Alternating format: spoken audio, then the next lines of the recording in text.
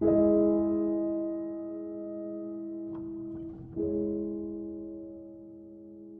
you like to be the President of the United States? I really don't believe I would run it, but I would like to see somebody as the President who could do the job, and there are very capable people in this country. Why wouldn't you dedicate yourself to public service? Because I think it's a very mean life.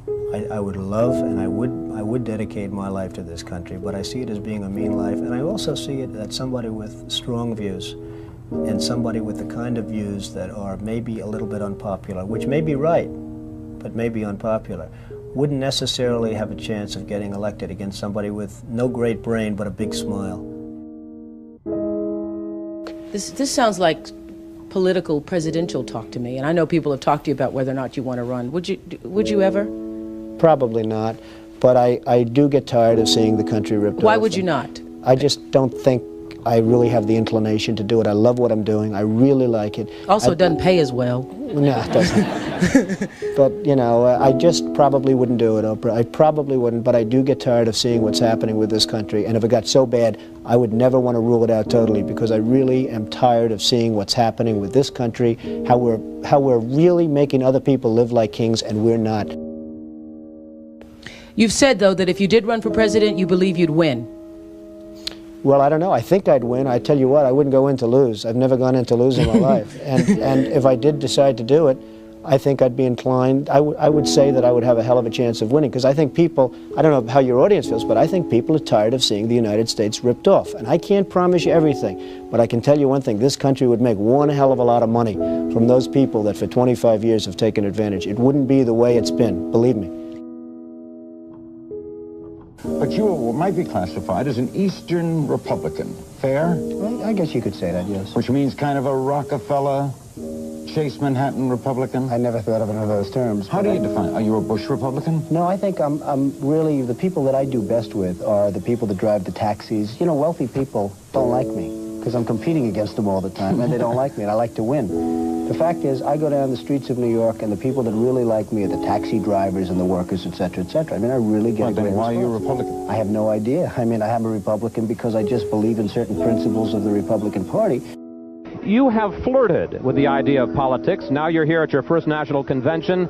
Does that get you interested in possibly making the plunge? Now you have to tell me something. Who told you I flirted? Well, I didn't know that I flirted with. Well, you took out full-page ads in the New York Times to talk about your foreign policy. Some people would say... I do feel very strongly about the country. I love the country. You've become a role model in this country. The reason that your book sells, the reason that your board game sells, is because people are looking to leaders. People are looking for values, and you're one of the people. And it's no... You may dismiss it, but people are talking about, you know, Donald Trump for president. What they're really talking about is Donald Trump, show us the way. Well, be the true white hat. I'm, again, somebody that has a good instinct financially. I have had historically. I followed markets. I've been going the right direction, whether it's New York real estate or stocks or whatever. I know from a common sense financial standpoint that something has to burst. When a country is losing billions and billions and billions of dollars a year, and when other countries are making hundreds of billions of dollars, something is going to burst, and it's going to start here. I know it. It's a question of when. To me, it's not a question if, it's a question of when. And unless we're going to solve our problem, and the problem is caused by our allies, unless we're going to solve that problem, this country is in very, very big trouble. And I'm not talking recession kind of trouble, I'm talking depression kind of trouble. Would you really like to take over and run the country as you have run your organization? I would much prefer that somebody else do it. I just don't know if the somebody else is there. I don't know if we have the kind of advocate that you need. We need major surgery. This country needs major surgery. Are you the surgeon? I think I do a fantastic job, but I really would prefer not doing it. Are you saying you will take it only if drafted? No, I'm not saying that. I'm saying that I hope that somebody comes along who can be an advocate, and I think that somebody will be so popular, But you haven't seen anybody. He or she will be the most, but I don't see it now. I wish that person were there. But again, I do know one thing. It's not a question. This country is losing hundreds of billions. It's not a question if, it's a question when. I have never understood how this is possible. I have never understood how somebody throughout this country didn't sue the United States government and have that overturned. I mean, you had people, investors, investing over a 10-year period for under a set of conditions. And this is, as I was talking before, playing the game. We're all playing by a certain set of rules. The rules were changed for the government, but they weren't changed for us. I mean, it was an incredible circumstance that happened. And people went bust by the hundreds of thousands, and I hope you weren't one of them in terms of that, but obviously you know a lot of people that were.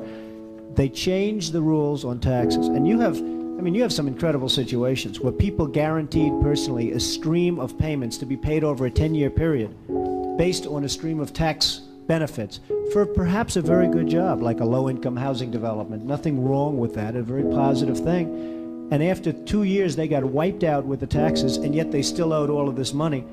And many of these people, most of these people, had to declare bankruptcy. They couldn't pay it. I deal with foreigners all the time. I deal with foreign leaders all the time. I know many of the foreign leaders probably better than a lot of the so-called candidates that are running on the Republican and Democratic tickets. I think I'd get along very well with them. And I think you'd have a lot less gridlock in Washington if I decide to do this and if I won. You know, nobody talks about the soldiers that are coming back with no arms and no legs. And I saw at Mar-a-Lago on Mondays, I make Mar-a-Lago my club that you know about. In Palm Beach. I make that twice now. On a Monday, I let returning Iraqi injured soldiers come to the premises. The most beautiful people I've ever seen, but they're missing arms and legs. They're with their wives, sometimes they're with their girlfriends, and the tears are coming down the faces of these people.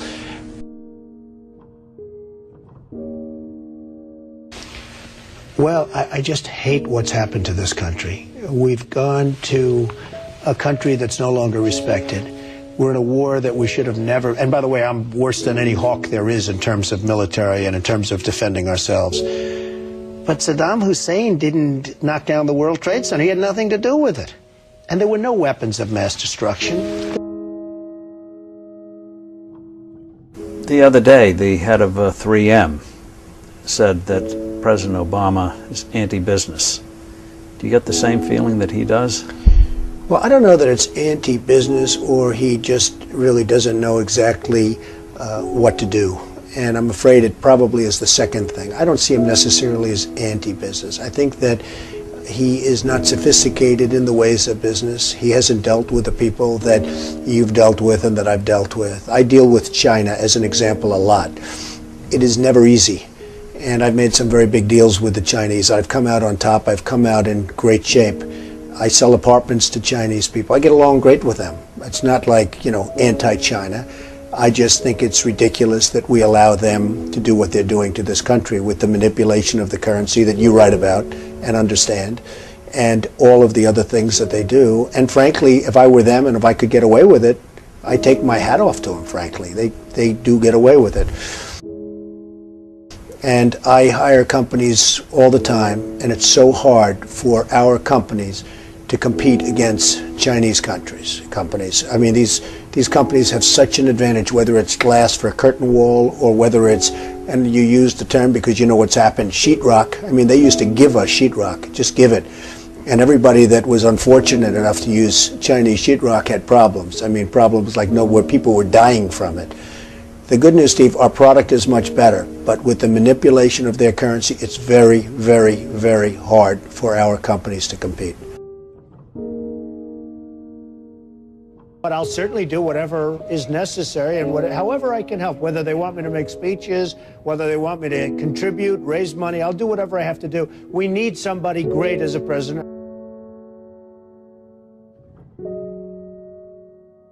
I know that you were mentioning that Aaron and I did a kind of an interesting video not that long ago in August about how things have fallen apart. But at that point, the only people who were saying it were us and you. I was saying it a long time ago. And frankly, they're talking about 50 basis points. I think you should drop it a point, a full, solid 100 basis points, and just sit back and see. And I was actually looking at somebody, a gentleman from Goldman Sachs was saying 175. So that's going to be interesting. But I think that's ultimately going to be happy. And it would be nice if Ben could get now ahead of the curve instead of always being behind the curve. He's behind the curve. Say what you want about Alan Greenspan. He was always slightly ahead of the curve. And that was always brilliant. And he had this incredible reputation. I think Ben has to get a little bit ahead of the curve. He has to do something dramatic. And I really think what he should do is surprise the hell out of everyone and do it 100. And let's see what happens. That would be big. Any politician, do you think, has the pulse? Anyone running for president has the pulse of what you know about the economy? Well, the biggest problem is something I never hear about. I told you about it once. Every time they lower interest rates, the cartel, because I call it a cartel, the illegal monopoly raises oil prices, okay? So the monopoly, because that's all it is, it's a total illegal monopoly.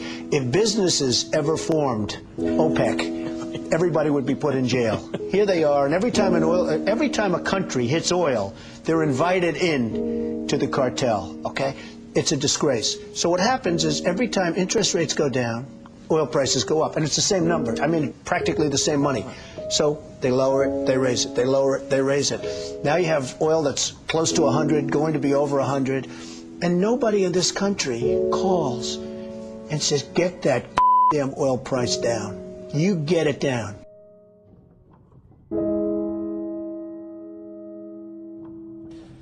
But I have to tell you that our country is in serious, serious trouble. We owe $17 trillion our debt. How do you pay off $17 trillion? Nobody ever heard the expression a number of years ago. The word trillion. We have debt that's beyond belief. We have deficits that nobody can even comprehend. China, which I've been talking about for the last 5 years, yesterday, right in our face, they just devalued their currency. Now, for those that don't understand devaluation, what they're basically doing is saying, we're really ripping you big league. Nobody's ever done it better than us, but now we're going to really do it again. And the reason they did it, and everybody was surprised by it, was because our leadership is so weak and so pathetic that they can get away with it. And believe me, they're taking our jobs, and they're taking a big league. And China's not the only one. You look at other countries, they're all doing the same thing.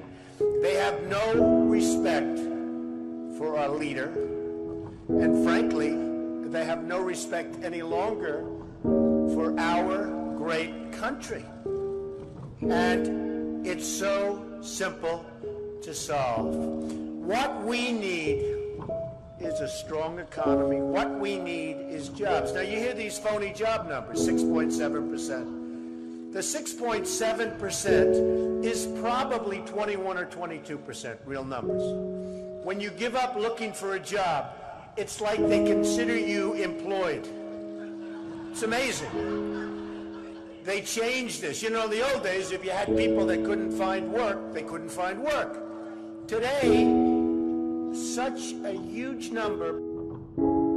Now you look at what's going on with Afghanistan. You have Karzai that's treating our president like he doesn't even exist. So they make a deal, and I'm not advocating stay, because frankly, I want to build this country. I want to build these schools. I don't want to build a school in Afghanistan, a road going to the school, watch it get built up and then blown up 4 times, and they keep rebuilding and rebuilding, and you go to Brooklyn, New York, and you can't have schools. You go to Iowa, you can't. You go to wherever you go, and you can't have schools. Because we don't have any money, because we're spending it in other places where, frankly, they don't want us, and I don't want them. And it's amazing.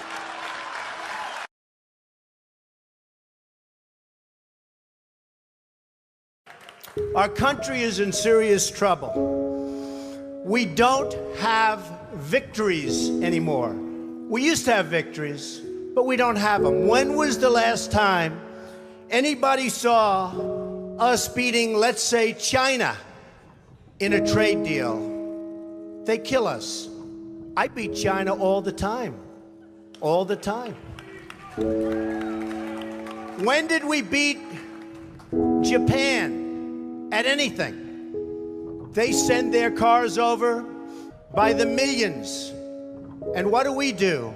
When was the last time you saw a Chevrolet in Tokyo? It doesn't exist, folks.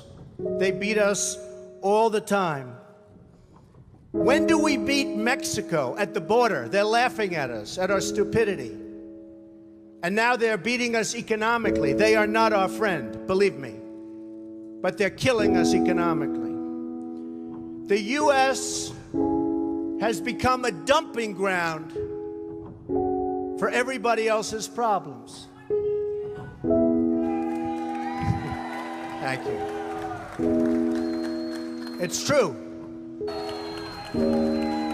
Islamic terrorism is eating up large portions of the Middle East. They become rich. I'm in competition with them. They just built a hotel in Syria. Can you believe this? They built a hotel. When I have to build a hotel, I pay interest. They don't have to pay interest because they took the oil that when we left Iraq, I said we should have taken. So now ISIS has the oil. And what they don't have, Iran has. And in and I will tell you this, and I said it very strongly, years ago, I said, and I love the military, and I want to have the strongest military that we've ever had, and we need it more now than ever, but I said, don't hit Iraq, because you're going to totally destabilize the Middle East. Iran is going to take over the Middle East. Iran and somebody else will get the oil, and it turned out that Iran is now taking over Iraq. Think of it. Iran is taking over Iraq, and they're taking it over big league. We spent $2 trillion in Iraq. $2 trillion. We lost thousands of lives, thousands in Iraq. We have wounded soldiers who I love. They're great. All over the place. Thousands and thousands of wounded soldiers. And we have nothing. We can't even go there. We have nothing. And every time we give Iraq equipment, the first time a bullet goes off in the air, they leave it. Last week I read 2,300 Humvees. These are big vehicles. Were left behind for the enemy. 2,000, you would say maybe 2, maybe 4. 2,300 sophisticated vehicles they ran, and the enemy took them. You're right.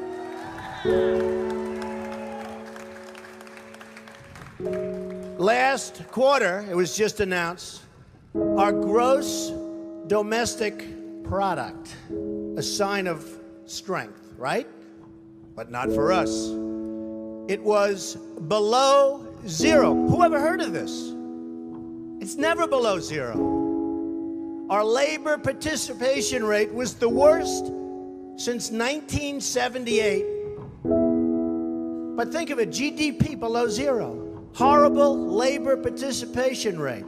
And our real unemployment is anywhere from 18 to 20%. Don't believe the 5.6. Don't believe it. That's right, a lot of people up there can't get jobs. They can't get jobs because there are no jobs. Because China has our jobs and Mexico has our jobs. They all have our jobs. But the real number is anywhere from 18 to 19 and maybe even 21%. And nobody talks about it because it's a statistic that's full of nonsense.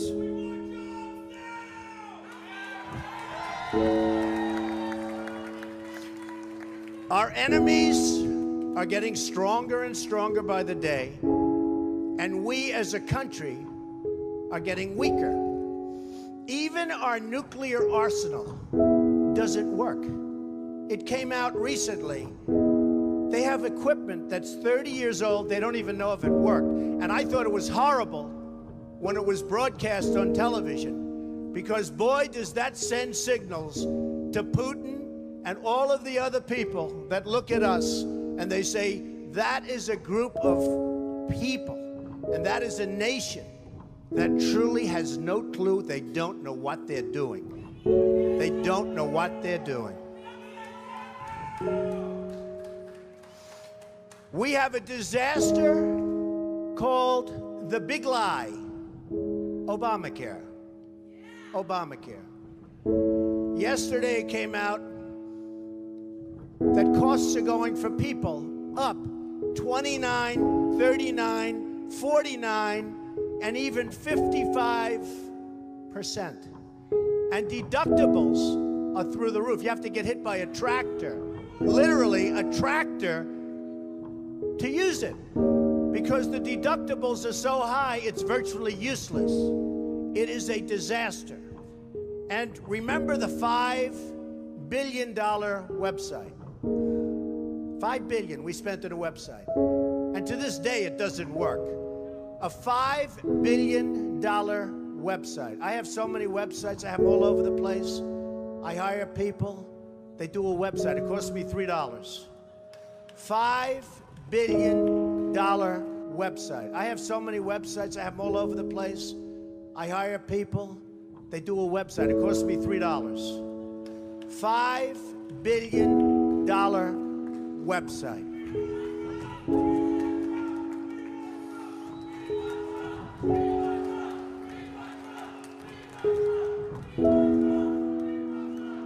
Well, you need somebody, because politicians are all talk, no action. Nothing's going to get done. They will not bring us, believe me, to the promised land. They will not. As an example, I've been on the circuit making speeches, and I hear my fellow Republicans, and they're wonderful people. I like them. They all want me to support them. They don't know how to bring it about. They come up to my office. I'm meeting with 3 of them in the next week, and they don't know. Are you running? Are you not running? Could we have your support? What do we do? How do we do it? I like them. And I hear their speeches, and they don't talk jobs, and they don't talk China. When was the last time you heard China's killing us? They're devaluing their currency to a level that you wouldn't believe. It makes it impossible for our companies to compete. Impossible. They're killing us. But you don't hear that from anybody else. You don't hear it from anybody else. And I watch the speeches. Thank you. I watch the speeches of these people, and they say, the sun will rise, the moon will set, all sorts of wonderful things will happen. And people are saying, what's going on? I just want a job. Just get me a job. I don't need the rhetoric. I want a job. And that's what's happening. And it's going to get worse, because remember, Obamacare really kicks in 2016. Really big league. It is going to be amazingly destructive. Doctors are quitting. I have a friend who's a doctor, and he said to me the other day, Donald, I never saw anything like it. I have more accountants than I have nurses. It's a disaster. My patients are beside themselves. They had a plan that was good. They have no plan now. We have to repeal Obamacare, and it can be replaced. And it can be replaced with something much better for everybody. Let it be for everybody, but much better and much less expensive for people and for the government. And we can do it. So, I've watched the politicians. I've dealt with them all my life. If you can't make a good deal with a politician, then there's something wrong with you. You're certainly not very good. And that's what we have representing us. They will never make America great again. They don't even have a chance. They're controlled fully.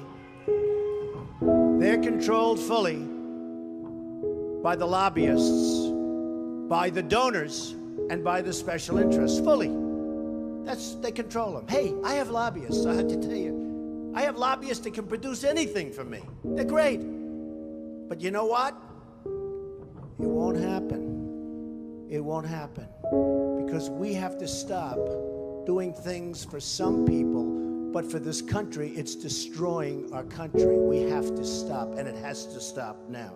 Now, our country needs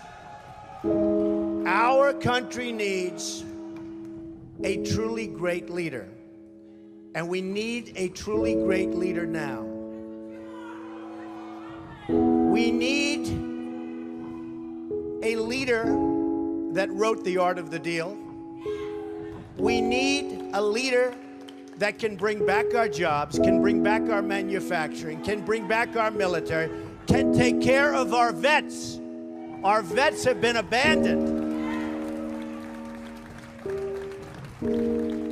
And we also need a cheerleader. You know, when President Obama was elected, I said, well, the one thing I think he'll do well, I think he'll be a great cheerleader for the country. I think he'd be a great spirit. He was vibrant, he was young. I really thought that he would be a great cheerleader. He's not a leader, that's true. You're right about that. But he wasn't a cheerleader. He's actually a negative force. He's been a negative force. He wasn't a cheerleader, he was the opposite. We need somebody that can take the brand of the United States and make it great again. It's not great again. We need